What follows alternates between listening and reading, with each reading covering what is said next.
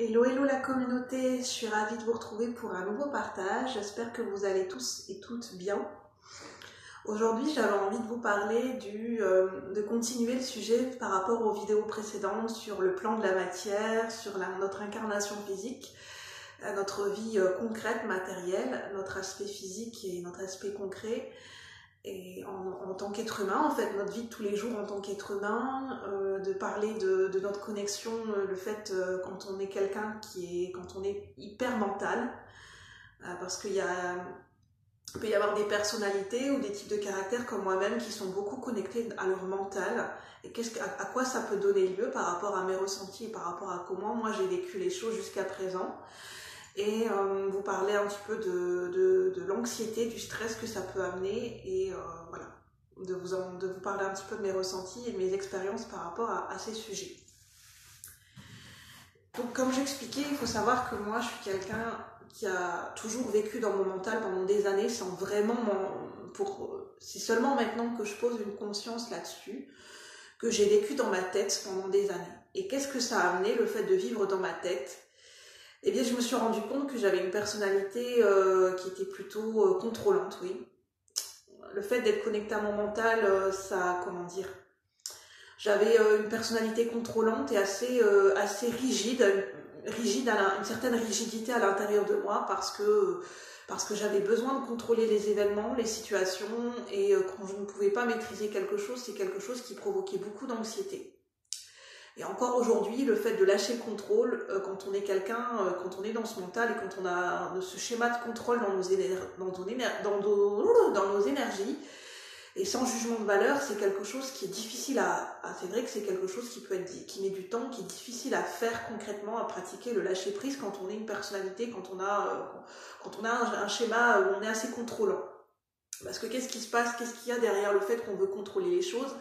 C'est qu'il y a énormément de peur, un besoin de se rassurer, un besoin on a du mal à se faire confiance, on a du mal à faire confiance en la vie, il peut y avoir certaines croyances, une façon de voir la vie.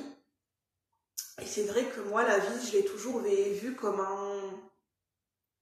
Je pense que j'ai une vision de la vie qui a commencé à se former, où je vois la vie j'ai toujours vu la vie comme quelque chose de dur. Comme la vie, c'est quelque chose de dur, ça demande beaucoup d'efforts, ça demande beaucoup... comme si le fait de vivre ma vie dans ce milieu terrestre, c'est quelque chose qui est inaccessible. C'est ce que je ressens, en fait. Je me sens pas à la hauteur, en fait, en tant qu'être humain, le fait de vivre sa vie tous les jours, de poser des actes, d'être dans le concret, dans le matériel, d'assumer une vie matérielle, une vie financière et une vie professionnelle. C'est quelque chose où je suis dure avec moi-même aussi. Forcément, des fois, c'est en effet miroir. Quand on a une vision de la vie qui est dure, c'est parce que généralement, on est dur avec soi-même. On se met beaucoup de barrières, on se sent incapable. On a une vision de nous, on se sent incapable de beaucoup de choses. On se sent incapable de s'assumer, incapable de prendre des responsabilités, on ne se sent pas à la hauteur pour prendre des décisions, on se dit qu'on ne sera pas capable de prendre les bonnes décisions pour nous. Et moi, je commence à me rendre compte que je suis quelqu'un où je suis très dure avec moi-même. Je me sens pas à la hauteur pour assumer une vie de tous les jours, pour assumer une vie comme tout le monde, le fait d'avoir une vie matérielle, une vie professionnelle, d'être ancré sur terre. Je me sens pas à la hauteur. Et c'est vrai que je suis quelqu'un plutôt d'intellectuel, mais quand on est intellectuel, c'est vrai qu'on peut avoir du mal à vivre dans la matière. Des fois, il peut y avoir cette séparation où on est plus à l'aise dans notre tête, dans le monde En fait, ce qui se passe, c'est que des fois, il y a des gens, comme moi-même, ils vont être plus à l'aise dans le monde des idées, dans le monde de l'abstrait, dans le monde de la créativité. Moi, je suis quelqu'un, de par mon hypersensibilité, j'ai appris que quand on est hypersensible, on est plus relié au cerveau droit. Notre cerveau droit, notre mental fonctionne plus, est plus relié au cerveau droit, donc au cerveau de la métaphore, des images, tout ce qui est relié à la métaphore, aux images, à la créativité, au monde imaginaire, à l'intuition, et le fait d'avoir une pensée en arborescence où on fait tout le temps des liens. Et ça peut être difficile d'ancrer dans la matière quand on a un cerveau qui fuse beaucoup, avec beaucoup d'idées, qu'on est beaucoup dans les images, dans les métaphores, et une créativité tellement débordante qu'on a du mal à la maîtriser et à l'ancrer dans la matière. Pour nous, c'est difficile, pour moi-même et peut-être pour d'autres personnes, c'est difficile, pour ceux qui se reconnaissent dans mon partage. Et on se sent pas, en fait on fait cette séparation entre le monde des idées et le monde de la matière. On n'arrive pas à concilier les deux. Pour nous c'est comme s'il y avait deux mondes différents, pour moi il y a une séparation. C'est pour ça que j'ai du mal à m'ancrer dans la matière, je fais une séparation. C'est vrai que j'ai une vision des choses où pendant très longtemps je voyais les choses oui ou non, blanc ou noir. Je ne vois pas, j'ai du mal à concilier les différents éléments. Pour moi c'est soit noir, c'est soit blanc, c'est soit oui, c'est soit non. Et quand on est dans cet aspect-là, dans cette vision des choses, c'est difficile. Ça donne lieu à quoi? Ça donne lieu à des conflits. Ça peut donner lieu à des conflits dans notre vie de tous les jours, à de l'anxiété, à un rapport qui est conflictuel et on voit les choses de manière séparée. On crée une séparation en fait entre nous et le monde. En fait, c'est comme si c'est nous contre le monde, contre l'extérieur. On crée une séparation de par notre vision des choses parce qu'on est déjà dur avec soi-même. On est déjà dans cette idée de séparation à l'intérieur de nous-mêmes. On n'a pas unifié les différentes facettes de nous-mêmes à l'intérieur de nous-mêmes. Et on voit tout de manière hachée, de manière séparée. Et ça peut donner lieu à beaucoup de conflits intérieurs. Je suis quelqu'un qui est beaucoup dans le conflit intérieur, qui a du mal à concilier les différentes parts de moi-même.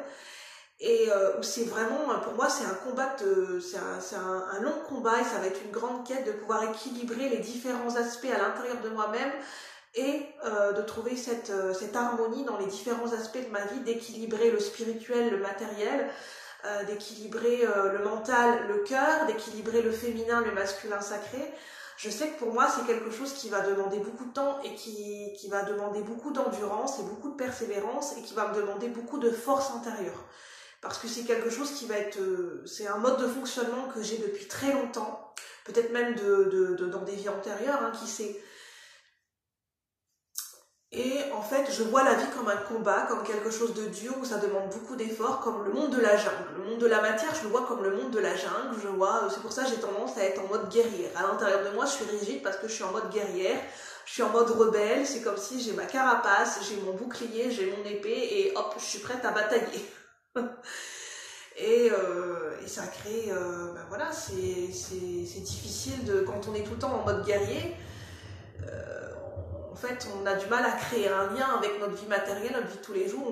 On voit les choses de manière conflictuelle. Et on est en mode défensif. C'est comme si on est en mode défensif tout le temps. On est tout le temps en mode défensif. On est prêt à l'attaque, prêt à bondir, prêt à se défendre. Et ça génère quoi? Ça génère du stress. Ça veut dire qu'on lutte contre soi-même, on lutte contre la vie, on lutte contre les autres.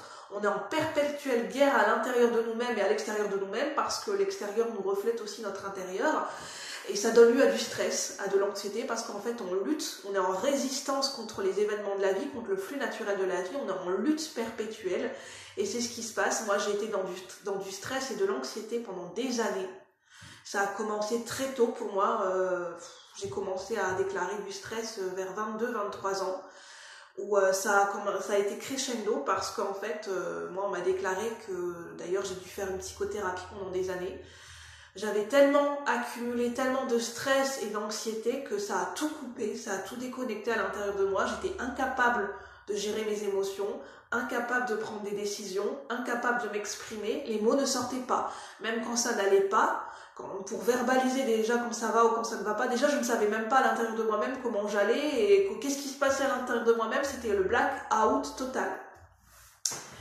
Et ça c'est venu pendant des études, pendant que je faisais mes études. J'ai accumulé tellement de pression et je pense qu'il y avait un grand sentiment de culpabilité et de honte à l'intérieur de moi-même de ne pas y arriver. D'être stressée, de ne pas réussir à gérer les événements, ça a généré beaucoup de honte à l'intérieur de moi-même et je n'ai pas pu en parler. Je n'ai pas pu l'exprimer et les mots ne sortaient pas et je suis restée dans mon silence. Et c'est ça qui a généré, j'ai eu ce qu'on appelle de l'anxiété inhibitrice et de l'anxiété qui est paralysante. C'est une anxiété qui est tellement forte, c'est qu'à un moment ça paralyse tout. Notre corps est paralysé, enfin on arrive quand même à bouger, mais on est dans un état le minimum, quoi. On n'arrive plus à prendre des actions dans sa vie, on n'arrive plus à se bouger, on n'est plus dans le mouvement, on a une incapacité à prendre des décisions. Et parce qu'à un moment donné, le stress a pris tellement d'ampleur, Pourquoi? Parce que je n'ai pas légitimé ma souffrance. À un moment donné, ce que je ressentais à l'intérieur de moi, le fait que je n'allais pas bien, le fait que je ne me sentais pas capable de faire certaines choses et que j'avais atteint mes limites, j'avais clairement besoin d'aide et j'ai pas pu le verbaliser parce que j'avais honte. J'avais honte et je suis restée dans le silence.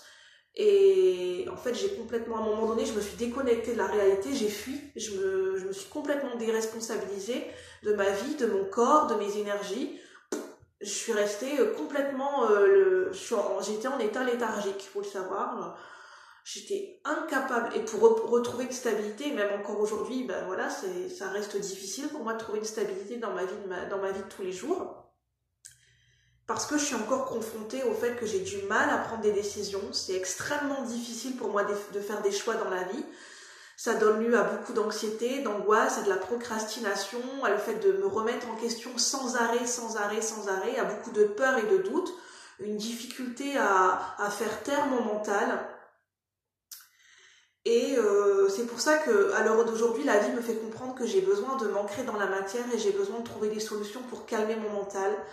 Et pour apprendre à gérer l'anxiété, parce que je ne peux pas continuer comme ça toute ma vie en fait, parce qu'à un moment donné j'ai besoin de changer ma vision des choses, j'ai besoin de changer mes croyances et j'ai besoin, on appelle ça de reprogrammer mon subconscient, j'ai besoin de retravailler, de reprogrammer, de travailler mon mental, parce que le mental ça joue beaucoup, hein, le mental, que ce soit l'inconscient, le subconscient et les croyances qu'on s'est formées dans notre tête, dans notre esprit, ça va générer, ça va donner lieu, c'est comme ça, c'est lié à notre perception, à notre vision des choses, et c'est ça que ça peut créer soit un cercle vicieux comme je parlais, ou soit un cercle vertueux où on peut être dans des blocages.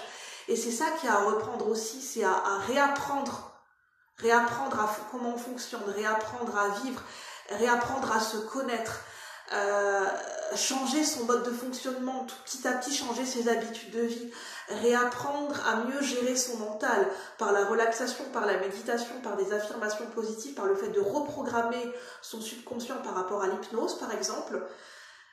Et moi je sais que j'ai un travail de fond à faire par rapport à ça, le fait de reprogrammer mon mental, j'ai un travail de fond à faire parce que je pense que je suis quelqu'un, je me rends compte que j'ai beaucoup de croyances limitantes. J'ai une manière de me voir et de voir la vie qui est très conflictuelle. J'ai besoin d'apprendre à lâcher prise, à faire entrer plus d'harmonie et de paix à l'intérieur de moi-même pour être en paix, en conciliation avec ma vie de tous les jours. Et ça ne se fait pas en un jour. Et ça, il faut bien se dire, c'est une démarche qui prend du temps sur du long terme et qui se fait par étapes. On ne déconstruit pas, on ne construit pas une nouvelle vision des choses et une nouvelle perception de nous-mêmes et du monde en une seule journée. Il faut déjà en prendre conscience, il faut déjà avoir intégré ses expériences du passé, avoir du recul. Et les choses viennent petit à petit et c'est une démarche qui se fait dans le temps. Et déjà, oui, avoir conscience des choses, c'est très important. Donc voilà ce que j'avais envie de vous transmettre aujourd'hui par rapport à l'anxiété, par rapport au stress, par rapport au fait d'être dans l'hypermentalisation, de notre mode de fonctionnement et de notre rapport à nous-mêmes et au monde. Donc voilà, donc prenez uniquement ce qui résonne, ce qui vous parle, c'est mes ressentis, mes expériences de vie. Et chacun a sa propre vision des choses et son propre parcours de vie. C'est important de le redire. Déjà, merci de votre participation, de me regarder, de me suivre. Merci de faire partie de la chaîne. Et merci encore de votre fidélité. Et je tiens à remercier, à dire bonjour aux nouveaux abonnés. Merci. À bientôt la communauté. Bye bye. Prenez soin de vous.